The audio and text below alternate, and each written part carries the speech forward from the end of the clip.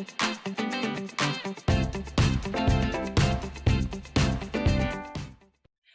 function is an operation or a series of operations that transforms a set of numbers into a different set of numbers.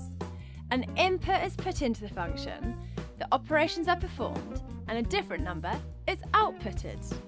So if we input 3 into our function, multiply by 5, subtract 2, then 13 is outputted. 3 has transformed into 13. Mathematically, we'd write this function as f of x equals 5x minus 2, where x is our input and what f of x equals is our function. F of x is the mathematical notation. Think of it in a similar way to how you'd think of y. We say a function of x equals 5x minus 2. If we wanted to calculate the value of f of 3, we just need to replace the x in the function with 3, which we already knew from our input-output machine earlier. So what's the value of f of 4 for this function? Did you get f of 4 equals 8? What about this question? It's slightly different. This time we're not being asked to substitute in a value of x, but instead are being told the function equals 35, so the output is 35. It wants us to find x, to find the input. Pause the video, solve for x, and click play when you're ready. Did you get x equals negative 5? So an input of negative 5 will give an output of 35. We usually use the letter F, but you can actually use any letter.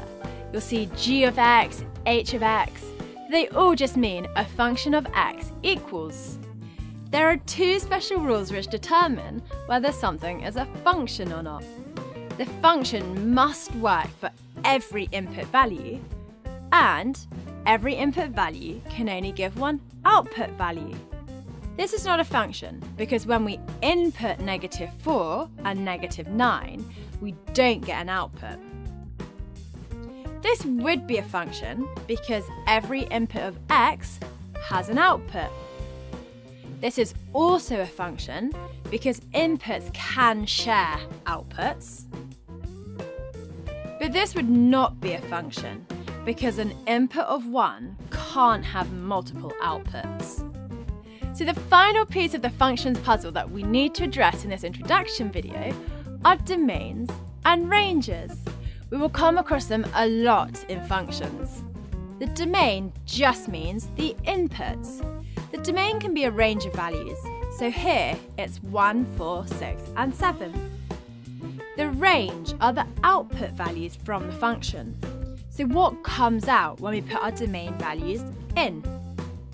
Let's end our introduction to functions with these two questions.